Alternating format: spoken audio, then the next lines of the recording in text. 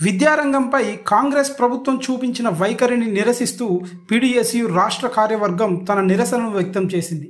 పేదవాడికి విద్య అందని ద్రాక్షగా మారింది అంటూ పీడీఎస్యు రాష్ట్ర కార్యవర్గం నిరసన వ్యక్తం చేసింది.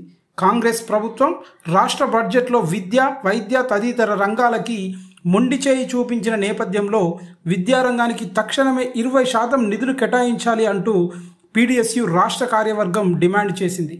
కొట్లాడి తెచ్చుకున్న తెలంగాణలో దొరల పాలన పోయి ప్రజాస్వామ్య పాలన తెచ్చామని, నిరుద్యోగులకు ఉద్యోగాలు కల్పిస్తామంటూ ఉద్యోగ భృతిని కూడా అందిస్తామని, నీళ్లు, నిధులు, నియామకాలు ఉంటాయని 6 గ్యారంటీలు అమలు చేస్తామని కాంగ్రెస్ ప్రభుత్వం చెప్పింది.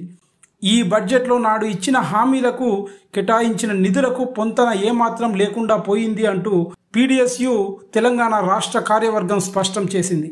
విద్యార్థులకు భరోసా కల్పించి రాష్ట్రంలోని పేద విద్యార్థులకు నాణ్యమైన విద్యను అందించే బాధ్యత రాష్ట్ర ప్రభుత్వానిదే అంటూ చెప్పుకొచ్చింది. దానికి కావలసిన నిధులను కూడా సంపూర్ణంగా కేటాయించాల్సిన అవసరం ఎంతైనా ఉందంటూ డిమాండ్ చేసింది.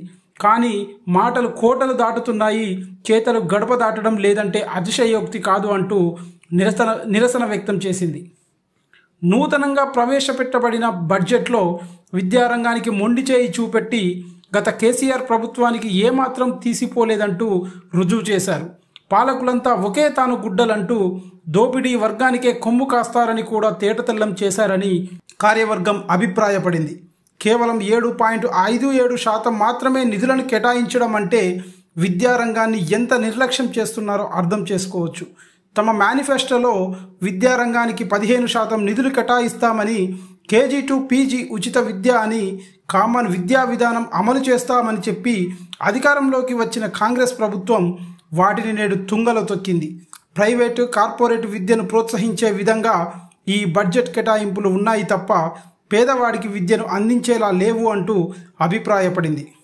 పేదవాడికి విద్య అందని ద్రాక్షగా మారింది. ఒక్కో యూనివర్సిటీకి 1000 కోట్లు కేటాయించాలని, ఖాళీగా ఉన్న పోస్టులను భర్తీ చేయాలని, బోధన మరియు బోధనేతర సిబ్బందిని తక్షణమే పర్మినెంట్ చేయాలంటూ డిమాండ్ చేసింది. వైద్య రంగానికి కూడా నిధులు పెంచాలని పీడీఎస్యు తెలంగాణ రాష్ట్ర కార్యవర్గం డిమాండ్ చేస్తుంది. కొఠారి కమిషన్ చెప్పినట్లు రాష్ట్ర బడ్జెట్లో 30% నిధులు కేటాయిస్తే తప్ప రాష్ట్రాలలో విద్యారంగం అభివృద్ధికి నోచుకోదు. ప్రభుత్వానికి విద్యారంగం పట్ల ఏ మాత్రం చిత్తశుద్ధి ఉన్నా తక్షణమే బడ్జెట్ సవరించి విద్యారంగానికి 30% నిధులు కేటాయించాలంటూ పీడీఎస్యు తెలంగాణ రాష్ట్ర కార్యవర్గం డిమాండ్ చేసింది.